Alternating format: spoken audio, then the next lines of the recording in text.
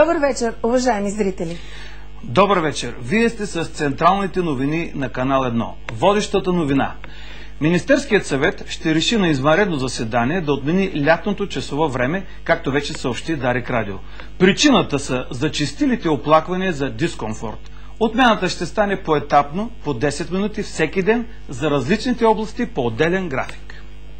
И още едно предстоящо решение. Правителството ще реши да увеличи почивните дни от 26 април до 11 май включително. Към досега обявената почивка от 6 май Гергьовден се включват 7 май Ден на радиото и телевизията, 8 май Ден на Червеният кръст, 9 май Денят на Обединена Европа и 10 и 11 май събота и неделя. Във връзка с дългите майски празници се отменят летните отпуски, които ще започнат да се взимат от октомври и то, ако е достатъчно студено. И една международна новина. С указ на кралицата от 1 май в Великобритания се отменя лявото движение и се въвежда дясно. До края на април всички собственици на автомобили трябва да си преместят волана и педалите пред лявата седалка. Спортната новина на деня. Димитър Бербатов беше продаден за рекордната сума от 60 милиона евро. Уникалното в трансфера е, че той беше закупен от два отбора едновременно – Манчестър Юнайтед и Рома, които след минути играят в четвъртфинален матч от Шампионската лига. Очаква се Бербатов да изиграе по едно полувреме и в двата отбора. Това бяха новините от нас на 1 април. А сега чуйте и другите новини. За децата, които могат да нареждат купчето на Рубик за по-малко от 5 секунди, матурите отпадат. Ето купчето на Рубик, виждате, нормално. Ето сега, слагаме го. Внимавайте много номери, ма! А сцената? 5 секунда. Всеки има право да носи кутийка на изпита, уточни министърът. Заради 1 април той беше взел няколко урока от Мага Астор. Даниел Вълчев беше така добър да отговори на няколко актуални журналистически въпроса. Дали ще има промени в кабинета? Аз съвсем сериозно вече, извън това, че е 1 април, ще си кажа съвсем сериозно. Според мен в следващите 10 години промени в кабинета ще има. Кой е най-големият лъжец в държавата? Не знам дали има нещо съзнателно в това, че тъкмо на мен задавате този въпрос.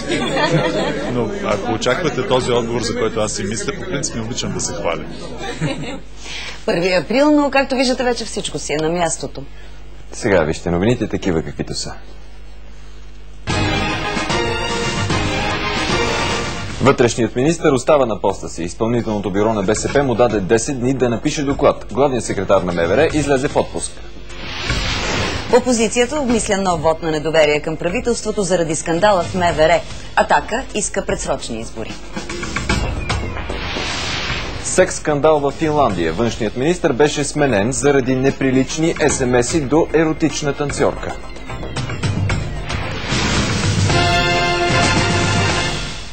Вътрешният министър Румен Петков остава на поста си за сега. Стана ясно след днешното изпълнително бюро на БСП. Премиерът и лидер на левицата Сергей Станишев обаче му препоръча да намери подходящ начин главният секретар на МВР Валентин Петров да спре да изпълнява тези си функции, докато трае проверките на ДАНС и прокуратурата. На заседанието Румен Петков е заявил, че носи цялата си политическа отговорност за случващото се в МВР. Пред медиите Сергей Станишев обясни, че не смята за необходимо и вътрешният министър да излезе в отпуск, докато трае проверката в МВР, защото не вижда по какъв начин Румен Петков може да попречи на тази проверка. Министърът на вътрешните работи заяви своята готовност да носи цялата отговорност, политическа отговорност за положението в Министерство на вътрешните работи. И едно от заключенията и решенията, които взехме, беше да изготви един цялостен доклад в рамките на 10 дни за развитието на Министерство на вътрешните работи през последните 18 години, еволюцията на Министерството, проблемите в системата, защото те са видими. Защо за момента не иска оставката на Петков, Станишев обясни с два основни мотива. Именно от анализите в доклада на вътрешния министър трябва да стане ясно дали той е готов за кардинални промени в системата. Според премиера те са задължителни, защото постоянното генериране на определена цикличност на скандалите в МВР не може да бъде приемливо за българското общество. Другият мотив на премиера бе, че в този случай, за разлика от друг път, няма да се действа без конкретни факти.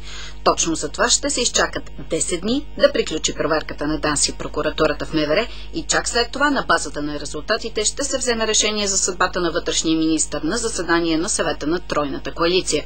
Има съществена разлика между тази криза и други подобни, каза още премиерът.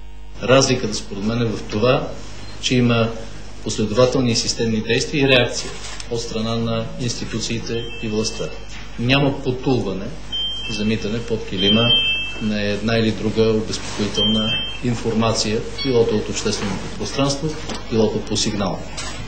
И трябва всички да са наясно, че, пак ще повторя, политически чадъри няма и не може да има над никой. Даденият от левия депутат Татяна Тончева 48-часов ултиматум за отстраняването на Петков Станишев определи като неуместен, именно защото на този етап не се разполага с точни факти. За коалиционните си партньори министър-председателят каза, че очаква от тях солидарни действия пак на базата на факти. По думите му, нито една партия от коалицията не бива да се дистанцира и да смята, че не я засяга случващото се в МВР, защото то е свързано преди всичко с правителството. В тази връзка Станишев не пропусна да припомни, че по време на учителската стачка БСП и лично самият той не са оставили министър Даниел Вълчев да се справя сам с проблема. За намеренията на опозицията за нов вот на недоверие Сергей Станишев заяви, че това е нейно право, но е важно подобни действия да се използват за решаване на проблемите, а не за политическа спекулация. Според премиера, за цялата ситуация в момента има политически сценарии за дестабилизация на правителството, защото Иван Ютанов и Атанас Атанасов са действащи политици от ГЕРБ и ДСБ. Станишев твърдо заяви, че няма да позволи заради политически игри или интереси да се дискредитира една цяла институция. Главният секретар на МВР е излязъл в отпуска. Вътрешният министър Румен Петков съобщи за посветил нас, че главен комисар Валентин Петров ползва платената си отпуска, тъй като има натрупани дни още от 2001 година. НДСВ все още нямат категорична позиция дали вътрешният министър Румен Петков трябва да подаде оставка заради скандалите в МВР. Становище ще имат вероятно в началото на другата седмица. То ще излезе от политическия съвет на партията, след като обсъдят доклада по казуса на парламентарната комисия по вътрешен ред. В отсъствието на лидера Симеон Сакскобургготски, жълтите обсъдиха ситуацията в МВР, подкрепиха действията на премиера, но напомниха. В доклада, независимо от неокончателното му състояние, неокончателния вид, се съдържат доста факти, които показват, че в някои случаи министърът на вътрешните работи е действал в разрез с обществените представи за поведение на министър на вътрешните работи. Окончателният доклад на вътрешната парламентарна комисия трябва да е готов в петък. Политическия съвет на НДСВ ще го обсъди вероятно в началото на следващата седмица. Тогава жълтите ще решат и дали заместник вътрешния министър от тяхната квота Цонко Киров трябва да излезе в отпуск, макар че нямал нищо общо с събитията, които са се развивали критично в МВР. Това ще бъде действие, натоварено с допълнителен смисъл. Усилие, насочено към опростяване на картината. Ако искате жест за окуражаване на тези, които гледат на излизането в отпуск като на нещо драматично и фатално. Инициативата на ДСБ за пореден вод на недоверие заради връзките на МВР с организираната престъпност от НДСБ определиха като поредния опит за дестабилизация на кабинета и предизвикване на предсрочни избори. Според Юнал Лютви, решението на всички въпроси, свързани с кризата в МВР, е в ръцете на премиера. Лютви коментира преди заседанието на парламентарната група на ДПС. Час и половина продължи заседанието на депутатите от ДПС.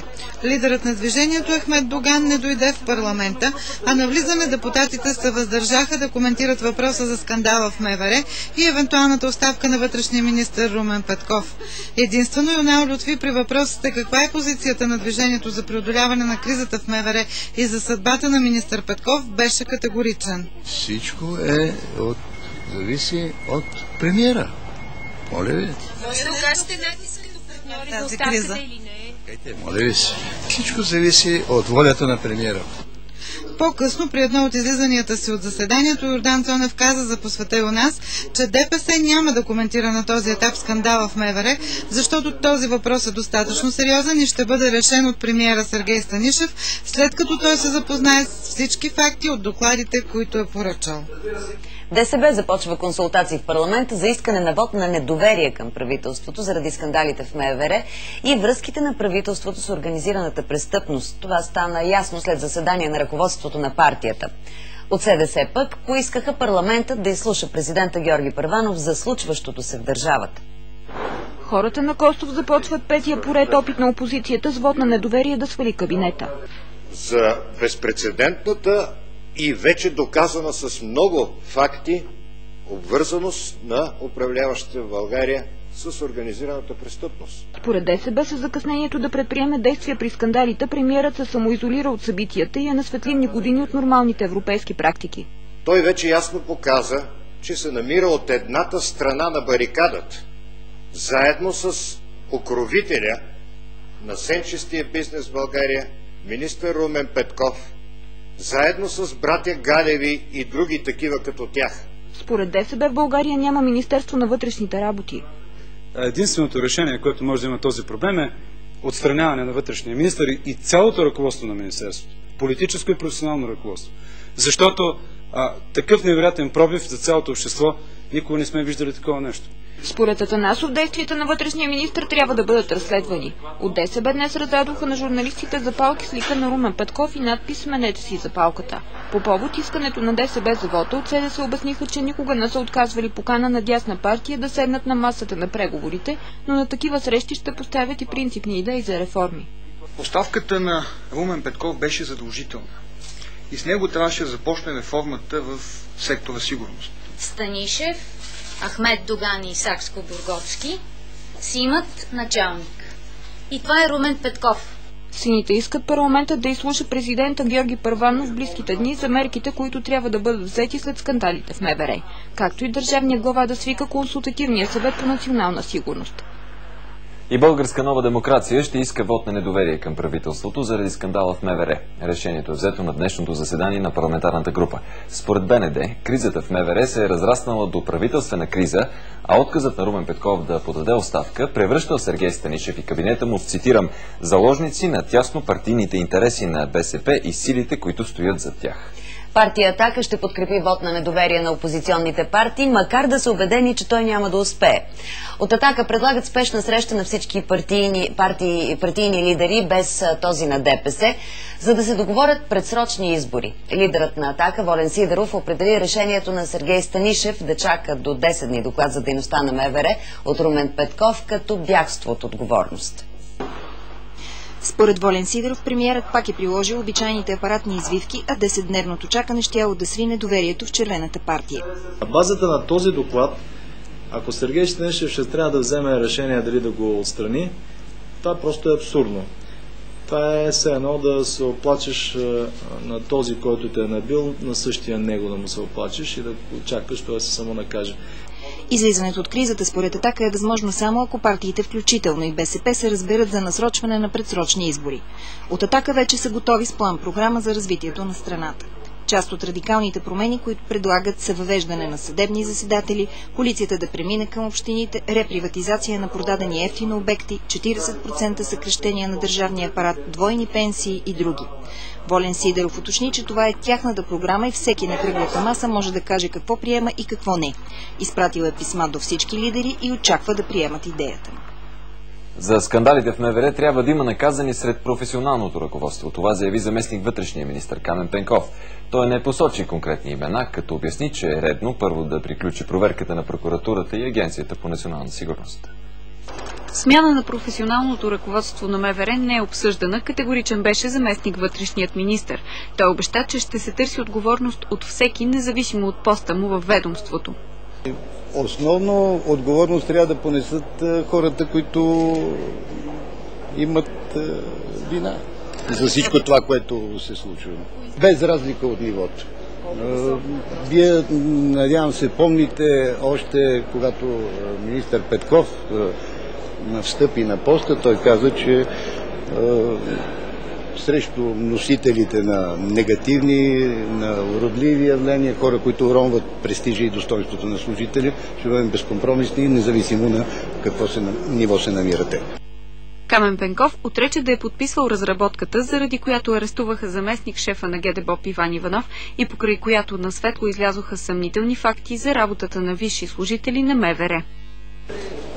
Тече проверка, знаете много добре, и от прокуратурата, и от ДАНС, така че не очаквайте от мене да навлизам в някаква конкретика, независимо, че много би ми се искало да задоволя То в голяма степен любопитство.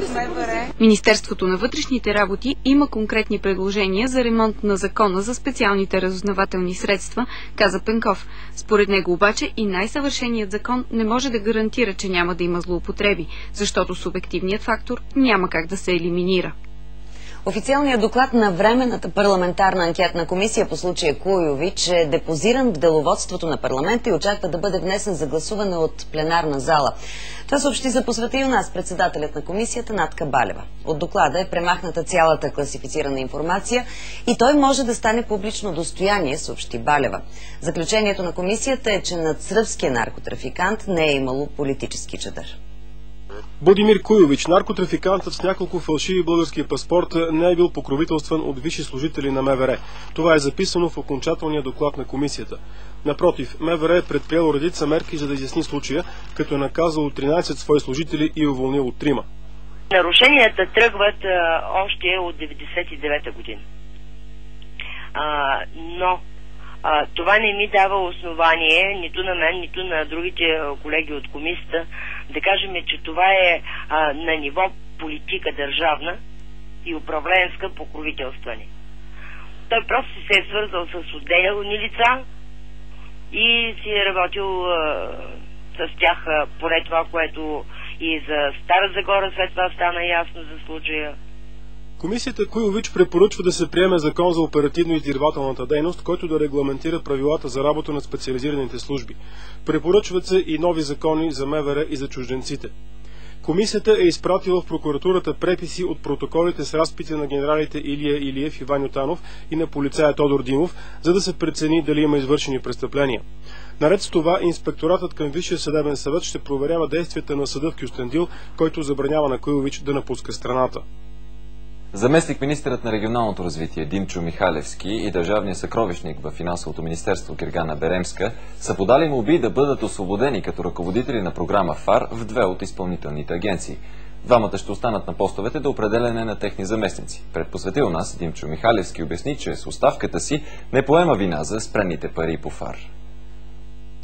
Никакви необичайни събития или външен натиск не били предизвикали оставката на Димчо Михалевски като програмен координатор. Решението си изцяло мое лично. Аз съм достатъчно отговорен човек и мога да преценя какво трябва да направя в случая. Когато нещата са пред избора дали да си подам оставката или да бъде това пречка да функционират системите по предприсъединителния инструмент ФАР, разбира се, избора е ясен за мен. Според Димчо Михалевски, системите по ФАР у нас работят нормално, въпреки сериозните забележки на Европейската комисия. Нашите аргументи обаче говорят точно обратното, че няма нарушение на функционалните правила, на финансовите регламенти, на приетите процедури и независимо, че има случаи, които от обективна гледна точка са специфични, ние сме действали абсолютно по правилата и в тесен контакт с санкции на различни звена и служители на Европейската комисия. От утре в Изпълнителната агенция към регионалното министерство започва одит, който според Михалевски ще бъде аргумент да бъдат възобновени плащанията по ФАР още в средата на април. Вече може да стартира подготовката на проекти и договарянето им за програмата за развитието на селските райони. Това съобщи за посветил у нас министър Нихат Кабил след заседанието на парламентарната група на ДПС днес. Наредбите по програмата са готови и са дадени за публикуване в Държавен вестник. Фактически програмата е отворена, съобщи министър Кабил. Той е докладвал и за възможността Европейската комисия да възстанови на България изразходвани суми в помощ на фермерите. Имаме писмо от Брюксел, от Главна дирекция земеделие и селски райони, от Жан-Люк Демарти, с което нотифицират малко над 103 милиона евро направени разходи от България в изпълнение на обществено-стопанска политика за подпомагане на нашите фермери по схемата за единно плащане на площ. Или с други думи казано, Европейската комисия признава този разход, направен от нашата страна, след което се очаква вече и да се възстанови в сметката ни в Българска народна банка. Токът да поскъпне между 9 и 12% от 1 юли поискаха електроразпределителните дружества с официални заявления до Комисията за енергийно и водно регулиране. За сега оттам обещават, че ще намалят процентите, защото финансовото състояние на трите дружества било добро. Под 20% ще поскъпне и парното от юли, обеща Константин Шушулов, макар че не пожела да каже с колко точно. Защото това е много опасно пред журналисти. Това може само на ум да си го кажа. На глас Шушулов само потвърди, че цените на парното ще скочат основно заради поредното поскъпване на природния газ с 13%, което е в сила от днес.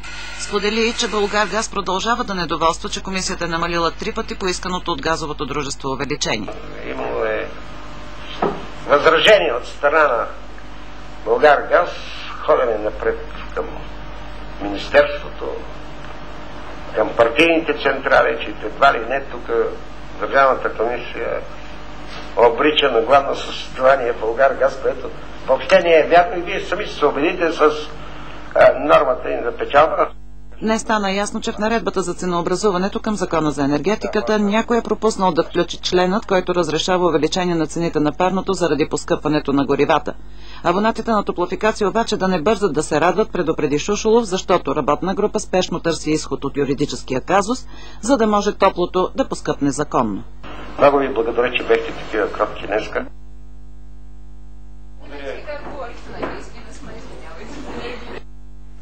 Изплащането на пенсиите ще започне от 7 април и ще продължи до 19 април. Това съобщиха от Националния осигурителен институт. Графикът е съобразен с празничните и с почивните дни през месеца. Вие сте с Посветил нас. До края на емисията остава да видите. Противоречие в НАТО заради членството на Украйна и Грузия ден преди срещата на върха в Букурещ. Полицията разби най-голямата и добре организирана група за разпространение на наркотици в Плевенско. Манекенките са най-искрени, показва проучване за зависимостта между лъжата и дължината на крайниците.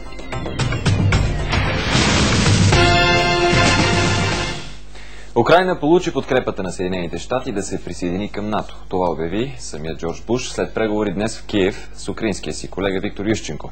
Според американския президент, Вашингтон ще работи за присъединяването към Алианса и на Грузия. Буш беше на кратка визита в Украйна преди да пристигне в Букурещ за срещата на върха на НАТО. Посещението му се следи с повишено внимание и от Русия, която е против разширяването на НАТО. От Москва, Цветана Кръстева. В деня на шегата Украйна не на шега получи желаната американска подкрепа за НАТО. Американският президент смята, че Украйна и Грузия ще бъдат от полза за организацията. Твърдо вярвам, че Украйна и Грузия трябва да започнат процедура по присъединяване. Неотдавна казах на президента Путин по телефона. Отидам в Букурещ с идеята Украйна и Грузия да започнат процедура по присъединяване и вие, господин президент, не трябва да се страхувате от това. В края на краищата НАТО е мирна организация. Виктор Ющенко също се опита да успокои както Русия, така и тези украинци, които през последните 2 дни излязоха на демонстрации срещу НАТО. По въпроса за присъединяването ще бъде организиран референдум, но Ющенко даде да се разбере, че не вижда страната си извън Алианса. Колективната отговорност за отбранителната политика и сигурност е най-добрият отговор на предизвикателствата на съвременния свят. Русия следи с повишено внимание визитата на Буш, защото властите се страхуват не само от евентуални натовски бази в Украйна, но и знаят, че ако тя влезе в Алианса, двустранните връзки ще понесат загуби за милиони. Според външния министър Сергей Лавров, например, най-малкото ще бъде преразгледано сътрудничеството между военните заводи. Въпросът за разширяването на НАТО вещае и горещи дискусии на утрешната среща в Букурещ. В Москва някои политици даже заговориха за скандал, защото на президента Путин не е дадено време за изявление. Така или иначе, руската позиция остава непроменена и известна. Кремъл смята НАТО за остаряла структура. Украйна и Грузия могат да се превърнат в ябълка на раздора между партньорите в НАТО. Въпреки подкрепата на Буш, която Ющенко получи ден преди началото на срещата на върха в Букурещ, Франция, Италия и Холандия обявиха, че са против присъединяването на двете бивши съветски републики. Германия споделя тази позиция, но не от солидарност с Русия, а защото смята идеята за асоцииране на Киев и Тбилиси за подранила. Още от Мария Стоянова. Германският канцлер Ангела Меркел по принцип е привърженик на политиката на отворените врати на НАТО. В случая с Украйна и Грузия обаче този момент не е настъпил, смятат в официален Берлин. Правителството в Тбилиси все още не е решило вътрешните конфликти в Абхазия и Южна Осетия, които продължават да тлеят, а управляващите в Киев не могат да убедят собствения си народ в необходимостта от членството в пакта. Незадоволителната подкрепа от страна на населението играе решаваща и негативна роля за украинската кандидатура. Другата конфликтна тема на срещата в Букурещ е членството на Македония, заплашено от евентуално гръцко вето. Германското правителство смята, че ако се стигне до там, Македония да не бъде приветствана в Алианса, това ще бъде лош сигнал за целия Балкански регион. Затова федералният канцлер апелира към двете страни да проявят воля за компромис.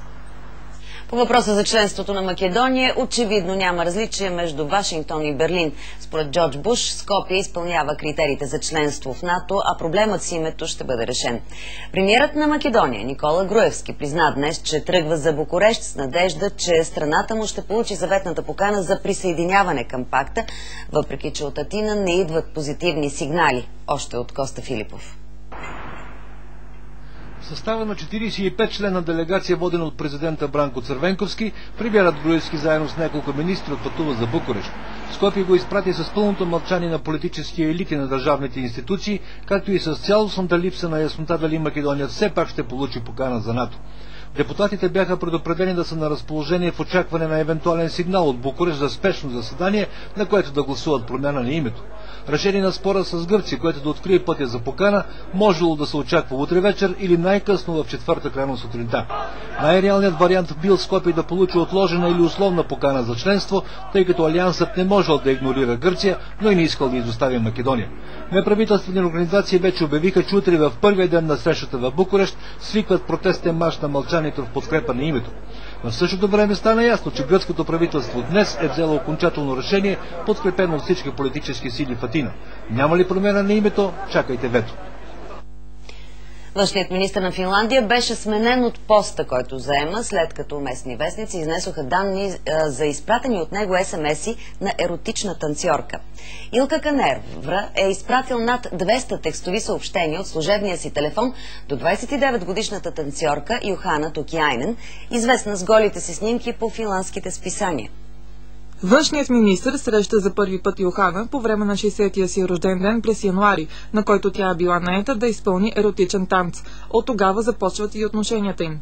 Искаш ли да го направиш на екзотично място? Къде по-точно? Пита Канерва в един от СМС-ите. Първоначално министърът отрече публикациите, но миналата седмица призна за съществуването на СМС-ите и че съдържанието им не е напълно уместно. Канерва попадна под ударите на общественото мнение, въпреки че не е нарушил нито един закон, а дългогодишната му партньорка да прие извиненията му. Той предизвика смущение със своите действия и спрямо него вече няма същото пълно доверие като към министър, каквото всички министри би трябвало да имат. Бившият вече външен министър днес за първи път попада в беда заради употребата на мобилния си телефон. През 2005, като заместник-председател на парламента, той буквално е бомбардирал с СМС-и две манекенки. У нас съдът направи четвърти неуспешен опит да даде ход на делото срещу Волен и Капка Сидерови. Този път не се яви адвокатът на семейството заради болест. Сидерови са подсъдими за това, че са накарали бившия депутат от Атака Павел Чернев да лъжи свидетелства по случая на магистрала Тракия от април 2006. Симпатизанти на Атака за пореден път се събраха пред съдебната палата на митинг в подкрепа на своя лидер. Лидерът на Атака направи изявление за медиите, в което отправи доста цинични квалификации по адрес на вътрешния министър Румен Петков. Сидеров обясни, че Петков е в основата на заговора срещу възхода на партия Атака, част от който е и делото срещу семейството му. Полицията разби най-голямата и добре организирана група за разпространение на наркотици в Плевенско. При акцията в плевенския квартал Дружба са задържани 4 мъже между 25 и 30 години. В апартамента, който са обитавали пласьорите, са намерени над 200 грама хероин в насипно състояние и повече от 400 единични дози.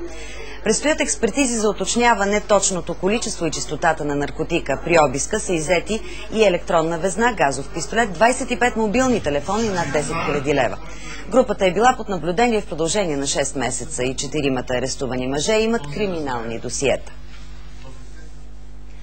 20 години затвор получи Георги Бажлеков от Пловдивския окръжен съд за извършено двойно убийство в Пловдив. Кървавата драма се разигра миналото лято. След спор заради торба с неизхвърлен буклук, Бажлеков застреля със самоделна пушка съседа си, 27-годишният стоматолог Евгений Димитров, и преби майка му. А сега валутната информация за утре. Европейската централна банка определи референтен курс от 1.5660 долара за 1 евро. Според БНБ, един щатски долар утре ще се разменя за 1.24893 лева. Кой и кога е избрал 1 април за ден на шегата и лъжата, все още не е доказано. В Древния Рим празнували Деня на глупостта, така го припознават и днес англичаните, а французите го наричат априлска риба. У нас традицията го свързва с шегата и лъжата. Наш екип тръгна по първоаприлските следи. Казусът 1 април все още не е разрешен. Неговият главен герой, лъжливото овчарче, е познат на някои, други нищо не са чували. Тръгваме по следите му. Ще ни помагат отвъдокеанските колеги Скарлет и Уди. Овчарчето лъжеше, че има вълк и по-възрастния мъж идваше на помощ всеки път. В смисъл, нямало е вълк, но да си представим, че е имало вълк. И най-накрая наистина като дойде вълк и мъжа не дойде и да, овцете бяха изядени. Пълна ще такива. Според Скарлет и Уди, лъжливото овчарче се подвизава и в киното, но следите се губят. Крайно време е някой да разбули загадката около 1 април. И още, каква е връзката между долните и други крайници и лъжата? Агенция Първоаприлски спецновини направи проучване на тезата «На лъжата краката са къси». 23,4% споделят мнението, че носът е по-зависим. 38,9% отговарят с въпрос «Това ли е най-важното?». 42,5% са на страната на дългокраките, най-вече манекенките. 45,3% казват, че всички са маскари.